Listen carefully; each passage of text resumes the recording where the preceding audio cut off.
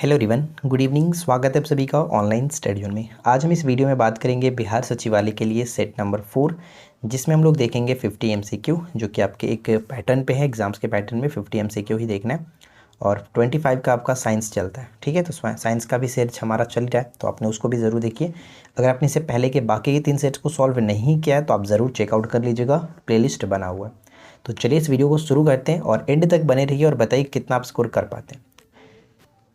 सबसे पहला प्रश्न ये बनता है कि दक्षिण भारत में नीलगिरी पहाड़ियों के दक्षिणी छोर पर स्थित पास को क्या कहते हैं, यानी जो दर्रा है उसको क्या कहते हैं।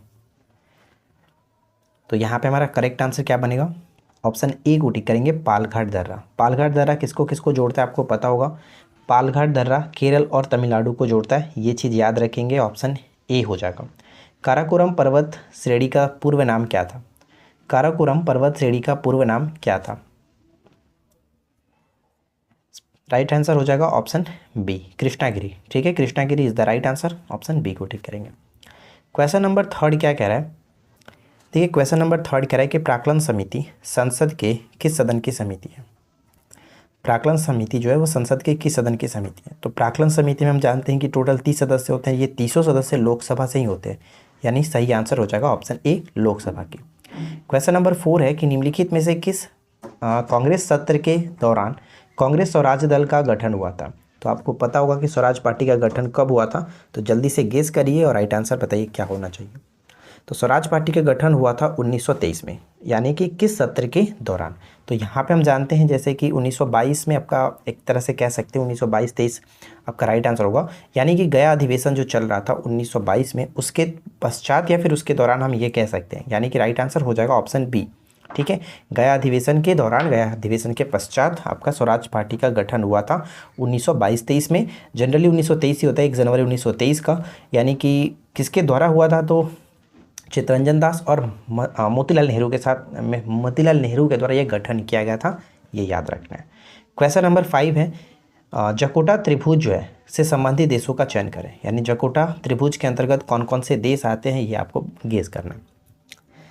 तो यहाँ पे हमारा राइट आंसर हो जाएगा जापान, दक्षिण कोरिया और ताइवान। जापान, दक्षिण कोरिया और ताइवान, ऑप्शन हम सी को टिक करेंगे। जकोटा ट्रायंगल के अंतर्गत ये 3 देश आते हैं। क्वेश्चन नंबर 6 है कि सैयद उस सलातिन की उपाधि किसने धारण की थी। सैयद उस सलातिन की उपाधि किसने धारण की थी। तो यहाँ पे राइट आंसर बन जाएगा ऑप्शन डी, फिरोज शाह तुगलक। फिरोज शाह तुगलक जो कि तुगलक वंश के काफ़ी महान चर्चित शासक रहे, और इनके समय की सबसे महत्वपूर्ण घटना ये थी कि इन्होंने सभी कष्टदायक करों को हटा करके सिर्फ 4 नवीन करों को लगाया था, जिसमें हम लोग जजिया, जकात, खिराज, खुम्स के नाम से जानते हैं। और इन्होंने एक खैरात जो कि कह सकते हैं कि एक विभाग की स्थापना की थी, एक्चुअली 3 विभाग की स्थापना की थी, दीवाने खैरात, दीवाने इस्तिहाक, दीवाने बंदगान। तो ये चीज़ भी आपको याद रखना है, पूछा जाता है। ठीक है, आगे बढ़ते हैं। इनमें से किस राज्य में जंगल बचाओ आंदोलन शुरू किया गया था। जंगल बचाओ आंदोलन की स्टार्टिंग किस राज्य में की गई थी। तो सही आंसर हो जाएगा ऑप्शन सी, झारखंड में। जंगल बचाओ जो आंदोलन था वो झारखंड में स्टार्ट किया गया था, ऑप्शन सी। इनमें से किस भारतीय नेता ने सत्यमेव जयते को लोकप्रिय बनाया। सत्यमेव जयते को लोकप्रिय बनाया था। तो यहाँ पे करेक्ट होगा ऑप्शन डी, पंडित मदन मोहन मालवीय जो थे। यहाँ पे राइट आंसर बन जाएगा ऑप्शन डी। अगला प्रश्न है कि न्यू डेवलपमेंट बैंक जो है, जिसको एनडीबी के नाम से शॉर्ट में जानते हैं, एनडीबी, और इसका मुख्यालय कब और कहाँ स्थित है, यानी कि ये कब बना और कहाँ स्थित है मुख्यालय। तो नेशनल डेवलपमेंट बैंक जो इसकी स्थापना हुई थी 1914 में, लेकिन इसका जो मुख्यालय है वो संघाई में पड़ता है, यानी ऑप्शन हम सी पे जा सकते हैं। ठीक है, सी हो जाएगा। देखिए हाल ही में इसमें जैसे तो जो डेवलपमेंट बैंक है वो ब्रिक्स देशों का बैंक है, BRICS, ब्रिक्स देशों का बैंक है। ठीक है, अगर आपसे पूछ ले कि ब्रिक्स में अब जो नए देश हैं कौन जुड़ चुके हैं, तो 4 जनरली नए देश जुड़े हुए हैं। स्टार्टिंग में 3 जुड़े थे हाल ही में, और अभी एक नया जुड़ा हुआ है इसमें, चौथा इस तरह से। तो स्टार्टिंग जो 3 थे, जैसे कि शुरू में तो 5 है ही, ब्रिक्स में 5 है, लेकिन अभी हाल ही में इसमें 3 जुड़ा हुआ था, बांग्लादेश, UAE और उरुग्वे। ठीक है, लेकिन अब एक नया इसमें चौथा देश के रूप में हम कह सकते हैं मिस्र को जोड़ा गया, तो ये चीज़ ध्यान रखिएगा, मिस्र। तो करेक्ट आंसर फिलहाल यहाँ पे सी हो जाएगा। आगे बढ़ते हैं और क्वेश्चन नंबर 10 क्या है। देखिए क्वेश्चन नंबर 10 है कि निम्नलिखित में से किस वर्ष में अमृतसर संधि पर हस्ताक्षर किया गया था। अमृतसर की संधि कब हुआ था। तो इस प्रश्न का राइट आंसर हमारा बन जाएगा ऑप्शन बी 1809। ठीक है, 1809 ये चीज़ याद रखिएगा, 1809 में ऑप्शन बी हो जाएगा। निम्नलिखित में से कौन से शब्द 42वें संवैधानिक संशोधन अधिनियम द्वारा भारतीय संविधान की प्रस्तावना में जोड़े गए थे? 42वें संविधान संशोधन 1976 के द्वारा इसमें जोड़े गए थे, वो शब्द कौन कौन से थे? तो यहाँ पे आपको गेस करना है। सही आंसर हो जाएगा ऑप्शन बी, समाजवादी, धर्मनिरपेक्ष और अखंडता, एकता और अखंडता, यानी यहाँ पे सही आंसर हमारा ऑप्शन बी हो जाएगा। और प्रस्तावना में सिर्फ एक ही बार संशोधन हुआ है, जो कि आपका 1976 था। इनमें से कौन सा आयोग केंद्र राज्य संबंधों से संबंधित है? केंद्र राज्य संबंधों पर सिफारिश के लिए ये गठन किया गया था, और ये समिति आपका हो जाएगा कौन? तो अगर आपने ऑप्शन ए को टिक है तो बिल्कुल सही जवाब है सरकारी आयोग। यहाँ पे दो चीज़ ध्यान रखना है, सरकारी आयोग का गठन कब हुआ, सरकारी आयोग के जो अध्यक्ष थे उनका जो यहाँ पे सरकारी आप देख रहे हैं, इनका नाम क्या था, पूरा नाम था रणजीत, कह सकते हैं रणजीत सिंह सरकारिया, इस तरह से इनका नाम था, रणजीत सिंह सरकारिया। और इसका जो गठन हुआ था सरकारी आयोग का जून 1983 में, जून 1983 में हुआ था, जून 1983 में हुआ था। लेकिन इन्होंने अपना जो रिपोर्ट है, यानी सरकारी आयोग ने अपनी रिपोर्ट को प्रस्तुत किया था 1988 में। तो ये दोनों चीज़ याद रखना है, क्योंकि एग्जाम्स में अब कुछ भी पूछा जा सकता है। ठीक है, तो ये चीज़ आपको याद रखना है। चलिए इसके बाद हम आगे बढ़ते हैं और अगला प्रश्न देखते हैं। नेक्स्ट वन है कि इनमें से कौन सा गैस वेल्डिंग में इस्तेमाल किया जाता है, वेल्डिंग के में यूज़ किया जाता है? तो वेल्डिंग के में इस्तेमाल होता है ऑक्सीजन और एसिटिलीन, ऑक्सीजन और एसिटिलीन, ऑप्शन डी को टिक करेंगे। नेक्स्ट क्वेश्चन है कि मगध के किस परवर्ती गुप्त शासक को असंख्य शत्रुओं का विजेता कहा गया? असंख्य शत्रुओं का विजेता कहा गया किस परवर्ती गुप्त शासक को?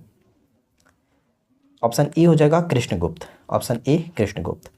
नेक्स्ट क्वेश्चन है कि सर्वोच्च न्यायालय के किस मामले के तहत बताया गया कि प्रस्तावना में संशोधन किया जा सकता है? प्रस्तावना में संशोधन किया जा सकता है, तो यहाँ पे हमारा राइट आंसर बन जाएगा ऑप्शन बी, केशवानंद भारती मामले में, केशवानंद भारती मामले में ऑप्शन बी को टिक करेंगे। अगर आपको ये वीडियो पसंद आ रही है, क्वेश्चंस अच्छे लग रहे हैं, तो प्लीज़ वीडियो को लाइक करेंगे, दोस्तों के साथ शेयर करिए, और चैनल पे पहली बार है तो सब्सक्राइब करके नोटिफिकेशन बेल आइकन को ऑल पे सेट कर लीजिए। जेरूसलम में dome of the rock, Jerusalem में डॉम ऑफ द रॉक नामक जो समाधि है वो पवित्र मानी जाती है किसके द्वारा? तो यहाँ पे हमारा राइट आंसर बन जाएगा ऑप्शन ई, मुसलमानों के द्वारा। ठीक है, मुसलमानों के द्वारा, ऑप्शन ई। नीति निर्देशक सिद्धांतों का प्रमुख उद्देश्य निम्नलिखित में से क्या है? नीति निर्देशक सिद्धांतों का प्रमुख उद्देश्य, जैसे इसको हम लोग डीपीएसपी के नाम से जानते हैं, और ये जो ग्रहण किया गया था आयरलैंड के संविधान से ग्रहण किया गया था। आर्टिकल 36 से लेकर 51 तक में इसका वर्णन है, और ये सभी आर्टिकल बहुत इंपॉर्टेंट एग्जाम्स के पॉइंट ऑफ व्यू से, तो आप इसको अच्छे से याद रखिएगा। ठीक है, और भाग किस में आते हैं? भाग 4 के अंतर्गत आता है ये। ठीक है, भाग 4 के अंतर्गत। तो इसका प्रमुख उद्देश्य क्या है? राइट आंसर हो जाएगा ऑप्शन हम बी को टिक करेंगे, देश में सामाजिक तथा आर्थिक प्रजातंत्र स्थापित करना। देश में सामाजिक और आर्थिक प्रजातंत्र स्थापित करना इसका मेन पर्पस है। निम्नलिखित में से किस संस्था द्वारा शांति स्वरूप भटनागर पुरस्कार दिया जाता है? शांति स्वरूप भटनागर पुरस्कार किस संस्था के द्वारा दिया जाता है? तो यहाँ पे हमारा राइट आंसर बनेगा वैज्ञानिक और औद्योगिक अनुसंधान परिषद के द्वारा, ऑप्शन ए। विज्ञान के क्षेत्र में ये शांति स्वरूप भटनागर पुरस्कार दिया जाता है। संविधान के किस अनुच्छेद में सर्वोच्च न्यायालय के न्यायाधीश पर महाभियोग चलाए जाने का प्रावधान है? सर्वोच्च न्यायालय के न्यायाधीश पर महाभियोग चलाए जाने का प्रावधान है किस अनुच्छेद में? तो 124 के अंतर्गत, 124 ऑप्शन सी बन जाएगा। अगला क्वेश्चन क्या बनता है? किस शासक को जहांगीर ने फर्जंद या फर्जंद पुत्र की उपाधि दी थी? किस शासक को जहांगीर ने फर्जंद की उपाधि दी थी? तो बीजापुर के जो शासक थे आदिल शाह को ये उपाधि मिली थी, ऑप्शन ए हो जाएगा। नेक्स्ट क्वेश्चन क्या है कि निम्नलिखित में से कौन सा एक प्रावधान भारतीय संविधान के अंतर्गत संसद के सदस्यों को विशेषाधिकारों तथा उन्मुक्तियों को निर्धारित करता है? कौन सा अनुच्छेद कह सकते हैं संसद के सदस्यों के विशेषाधिकारों और उन्मुक्तियों को निर्धारित करता है? तो यहाँ पे हमारा करेक्ट आंसर ऑप्शन बी होगा, 105, article 105, option B. Next one की मयूराक्षी परियोजना से भारत के कौन से 2 राज्य लाभान्वित होते हैं? मयूराक्षी परियोजना, कई बार हम इसके बारे में बात की है। मयूराक्षी परियोजना का संबंध किन राज्यों से है? तो पश्चिम बंगाल और झारखंड, पश्चिम बंगाल और झारखंड, यानी ऑप्शन सी यहाँ पे करेक्ट आंसर है, पश्चिम बंगाल और झारखंड। नेक्स्ट वन है कि जो कुद है, कुद नृत्य यहाँ का एक प्रसिद्ध नृत्य, यानी कुद नृत्य का संबंध किससे होगा? बताइए, कुद नृत्य का संबंध किससे होगा? तो अगर आपने ऑप्शन बी को टिक किया जम्मू कश्मीर बिल्कुल सही होगा। अच्छा, इससे पहले वाली वीडियो में हमने एक और चीज़ बात किया था, मांडू महोत्सव। मांडू महोत्सव मध्य प्रदेश में मनाया जाता है, ये याद रखेंगे। अगला है कि भारत के किस जलप्रपात को लोकप्रिय रूप से नियाग्रा जलप्रपात के तौर पर जाना जाता है। नियाग्रा जलप्रपात के तौर पर जाना जाता है, वो कौन सा है? तो चित्रकूट जलप्रपात। अब आपको ये बताना है कि चित्रकूट जलप्रपात भारत के किस राज्य में स्थित है, कमेंट करके बताइए जल्दी से। अगला प्रश्न है कि संपूर्ण भारत के कितने प्रतिशत भूभाग पर पठार का विस्तार है। संपूर्ण भारत के कितने प्रतिशत भूभाग पर पठार का विस्तार है? तो पठार का विस्तार 27.7%, 27.7%, ऑप्शन सी। तेज हवा वाली रात्रि में ओस नहीं बनती है, इसका कारण क्या है? तेज हवा वाली रात्रि में ओस नहीं बनती है, इसका कारण क्या है? इसका कारण है वाष्पीकरण की दर तेज होती है, वाष्पीकरण की दर तेज होती है, ऑप्शन ई बनेगा। नेक्स्ट वन है कि स्टील की गोली पारे पर तैरती है, इसका कारण क्या है? स्टील की गोली पारे पर तैरती है, इसका कारण क्या है? क्योंकि इसका कारण सिंपल सी भाषा में कह सकते हैं कि पारे का जो घनत्व होता है, डेंसिटी होता है, स्टील की अपेक्षा अधिक होती है, इस वजह से। यानी कि स्टील की जो घनत्व होता है वो कम होता है, वो ऊपर ही रह जाता है, ऊपर ही तैरता रहता है। तो यहाँ पे बी हो जाएगा। चलिए इसके बाद आगे बढ़ते हैं। और पारा के संबंध में एक चीज़ ध्यान रखिएगा, पारा जो जिस धातु के साथ मिश्र कह सकते हैं कि बनाता है, उसको हम लोग अमलगम के नाम से जानते हैं। और साथ ही साथ पारा काफ़ी डेंसिटी होता है, यानी कि उसका घनत्व काफ़ी ज़्यादा होता है, याद रखिएगा। और पारा एकमात्र ऐसा धातु है जो कि कमरे के तापक्रम पर द्रव अवस्था में रहता है, धातु है, ठीक है। पादपों में जल तथा खनिज लवणों का संचालन किसके द्वारा होता है? पादपों में जल और खनिज लवणों का संचालन किसके द्वारा होता है? तो ये आपका कौन करता है? ये करता है जल और खनिज दोनों का काम होता है जाइलम का, यानी कि ऑप्शन ई हो जाएगा जाइलम का। इसके बाद अगला प्रश्न है कि अबिंदुकता का दोष दूर करने के लिए निम्नलिखित में से किस लेंस का हम लोग प्रयोग करते हैं या फिर करना चाहिए? अबिंदुकता के दोष को दूर करने के लिए किस लेंस का प्रयोग करना चाहिए? तो यहाँ पे सिलेंडरी लेंस का प्रयोग कर सकते हैं। सिलेंडरी लेंस, जैसे अवतल लेंस का प्रयोग हम लोग किस में करते हैं? निकट दृष्टि दोष। उत्तल लेंस का प्रयोग करते हैं हम लोग किसमें? दूर दृष्टि दोष में। तो इस चीज़ को याद रखिएगा। जरा दृष्टि दोष के लिए द्विफोकल लेंस का प्रयोग करते हैं। अगला है कि ऐसे दो तत्वों में इलेक्ट्रॉनों की संख्या भिन्न भिन्न हो, इलेक्ट्रॉनों की संख्या भिन्न भिन्न हो, परंतु जिसका द्रव्यमान संख्या समान हो, द्रव्यमान संख्या समान हो, उसको क्या कहते हैं?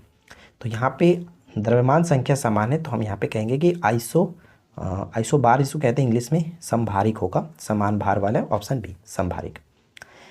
नोकरेक जैव मंडल जो अभयारण्य भारत के किस राज्य में स्थित है? नोकरेक जैव मंडल रिजर्व।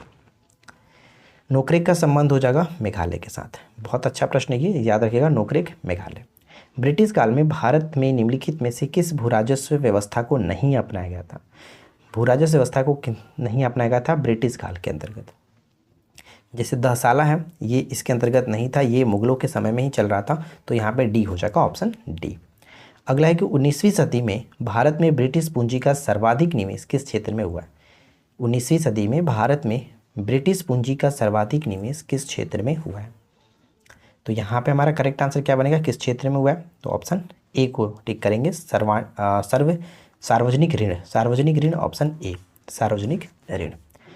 अगला प्रश्न कह रहा है कि कम्योटी जो प्रथा है वो कहाँ प्रचलित नहीं थी? कम्योटी प्रथा कहाँ प्रचलित नहीं थी?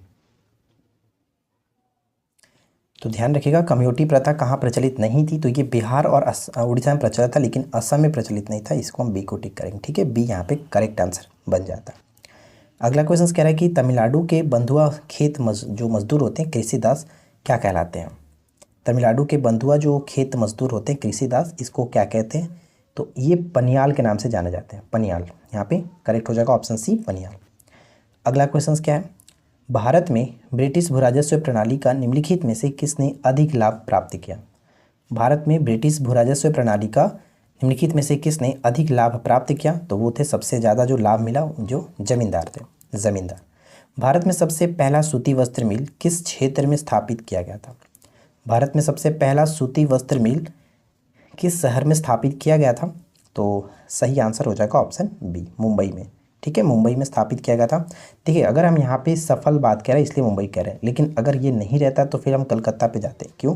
क्योंकि आपको बता दूं कि 1818 में सबसे पहले कलकत्ता में स्थापित किया गया था। कलकत्ता के समीप जो फोर्ट ग्लास्टर है वहाँ पे स्थापित किया गया था, लेकिन ये असफल रहा, ये असफल रहा। उसके बाद पुनः प्रयास किया गया था 51 के अंतर्गत मुंबई में, 1851 के अंतर्गत मुंबई में, लेकिन ये भी आपका असफल रहा और अंत में जाकर के 1854 में सफल स्थापित किया गया और 1856 से इसमें उत्पादन स्टार्ट हुआ। तो कुल मिलाकर बात करें तो सफल की बात करें तो मुंबई होगा, ऑप्शन बी। इसके बाद अगला है कि निम्नलिखित में से कौन दादा भाई नौरोजी के अपवहन सिद्धांत में विश्वास नहीं करते थे? अपवहन सिद्धांत में विश्वास नहीं करते थे। तो अपवहन सिद्धांत को दादा भाई नौरोजी ने दिया था, ये प्रश्न डायरेक्ट पूछा जाता है, लेकिन क्वेश्चन थोड़ा सा घुमाया गया। यहाँ पे करेक्ट होगा option D. Sir Syed Ahmad जो खां थे वो अपवहन सिद्धांत में विश्वास नहीं करते थे। शब्द इंपीरियल प्रेफरेंस का प्रयोग किया जाता था किस रूप में? इंपीरियल प्रेफरेंस का प्रयोग किया जाता था भारत में ब्रिटिश आयातों पर दी गई विशेष रियासतों पर, जो रियासतें होती थी उन पर किया जाता था, यानी ऑप्शन ई हो जाएगा। भारत में ब्रिटिश आयातों पर दी गई विशेष रियासतों के लिए इसका प्रयोग किया जाता था, इंपीरियल प्रेफरेंस का। भारत में पशुपालन एवं कृषि के प्राचीनतम साक्ष्य कहाँ से मिले? भारत में पशुपालन एवं कृषि के प्राचीनतम साक्ष्य कहाँ से मिले? तो मेहरगढ़ से प्राप्त हुआ है, ऑप्शन डी, मेहरगढ़ से। निम्नलिखित अंग्रेजों में से किसे जहांगीर ने खान की उपाधि दी थी? किस अंग्रेज को जहांगीर ने खान की उपाधि प्रदान किया था? हॉकिंस। ठीक है, हॉकिंस यहाँ पे करेक्ट होगा, ऑप्शन ए। निम्नलिखित में से प्रथम जो कर्नाटक युद्ध हुआ इसका तत्कालिक कारण क्या था? प्रथम कर्नाटक युद्ध का तत्कालिक कारण क्या था? तो यहाँ पे मेरा सही आंसर बन जाएगा ऑप्शन डी, ऑस्ट्रिया द्वारा फ्रांसीसी जहाज़ों का अधिग्रहण करना, ऑप्शन डी।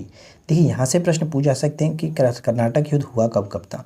तो कर्नाटक युद्ध 3 बार हुआ। पहला कर्नाटक युद्ध हुआ था 1746 से 48, ठीक है। दूसरा कर्नाटक युद्ध की बात करें तो 1749 से लेकर के ये 54 तक चला था। और उसके बाद तीसरा कर्नाटक युद्ध जिसको हम लोग जानते हैं 1856 से लेकर के 63 तक था, ठीक है। 1856 से लेकर के 63 तक था, जिसको हम लोग सप्तवर्षीय युद्ध के नाम से भी जानते हैं। तो इस चीज़ को ध्यान रखिए, ऑप्शन हम यहाँ पे डी को टिक करेंगे। अगला प्रश्न है कि निम्नलिखित में से किस अंग्रेज अधिकारी ने पुर्तगालियों को स्वाली के स्थान पर हराया था? स्वाली जो कि सूरत के समीप पड़ता है, पुर्तगालियों को स्वाली के समीप हराया था, वो कौन था? Thomas Best, option D. मयूर सिंहासन पर बैठने वाला अंतिम मुगल सम्राट कौन था? मयूर सिंहासन पर बैठने वाला अंतिम मुगल सम्राट कौन था? तो अंतिम मुगल सम्राट के रूप में हम जानते हैं मोहम्मद शाह, जिसे रंगीला बादशाह के नाम से जाना जाता है। मयूर सिंहासन का निर्माण किसने कराया था? तो निर्माण इसका कराया था शाहजहां ने कराया था, लेकिन अंतिम शासक हुआ जो इस पर बैठा मोहम्मद शाह, क्योंकि इसी के समय में नादिर शाह का आक्रमण हुआ। चलिए अगला प्रश्न है कि कल्पक्कम परमाणु उपक्रम स्थित है। कल्पक्कम परमाणु उपक्रम कहाँ स्थित है? तो इसका संबंध हो जाता है तमिलनाडु से, तमिलनाडु, ऑप्शन सी। अगला प्रश्न है कि भारत में लघु उद्योग की परिभाषा किस पर आधारित है? लघु उद्योग की परिभाषा किस पर आधारित है? तो यहाँ पे करेक्ट होगा किसी इकाई में संयंत्रों और यंत्रों के लिए निवेश का जो मान होता है उसको कहते हैं लघु उद्योग की परिभाषा को हम समझा सकते हैं। सूर्योदय उद्योग जिसको सनराइज इंडस्ट्रीज कहते हैं का तात्पर्य क्या है? सूर्योदय उद्योग का तात्पर्य क्या है? तो इसमें हम लोग सूर्योदय उद्योग में जैसे कि कंप्यूटर, दूरसंचार और माइक्रो इलेक्ट्रॉनिक्स जो उद्योग होते हैं इसको रखते हैं सूर्योदय उद्योग के अंतर्गत, सनराइज इंडस्ट्रीज के अंतर्गत। किस समिति ने कृषि जोत पर कर लगाने की संस्कृति दी थी? कृषि जोत पर कर लगाने की संस्कृति दी थी, वो कौन था? कौन सी समिति थी? राज समिति करीब 1970 के बात है, 1970 में ये जो कि कहा गया था। अगला प्रश्न है कि लीलावती पुस्तक संबंधित है। लीलावती पुस्तक संबंधित है, तो लीलावती का संबंध हो जाता है गणित से है, और इसके जो रचनाकार थे भास्कराचार्य, ये याद रखिएगा, लीलावती भास्कराचार्य। आज की इस वीडियो का आखिरी प्रश्न है, तो कमेंट करके सबसे पहले बताइए कि वीडियो कैसा लगा, और आपने अभी तक वीडियो को लाइक नहीं किया तो लाइक कर दीजिए, चैनल को सब्सक्राइब कर लीजिएगा। ठीक है, चितंबरा किसकी रचना है? तो यहाँ पे करेक्ट आंसर हो जाएगा ऑप्शन हम ए को टिक करें, सुमित्रा नंदन पंत। और एक प्रश्न और याद रखिएगा इससे कि चितंबरा पहली हिंदी जो की रचना हुई जिसको ज्ञानपीठ पुरस्कार मिला था 1968 में, ठीक है, 1968 में। तो ये चीज़ याद रखिएगा, सुमित्रानंद पंत, चितंबरा। तो बस आज की इस वीडियो में इतना ही। उम्मीद करते हैं कि वीडियो अच्छा लगा होगा, हेल्पफुल रहा होगा। वीडियो कैसा लगा कमेंट करके ज़रूर बताएं। पसंद आया हो तो लाइक एंड शेयर करिएगा। चैनल पे पहली बार है तो सब्सक्राइब करके नोटिफिकेशन बेल आइकन को ऑल पे सेट करिए। इसी तरह की और वीडियो देखने के लिए आप प्लेलिस्ट चेक कर सकते हैं। तो मिलते हैं नेक्स्ट क्लास में। Thanks for watching, keep watching, keep learning, have a good day.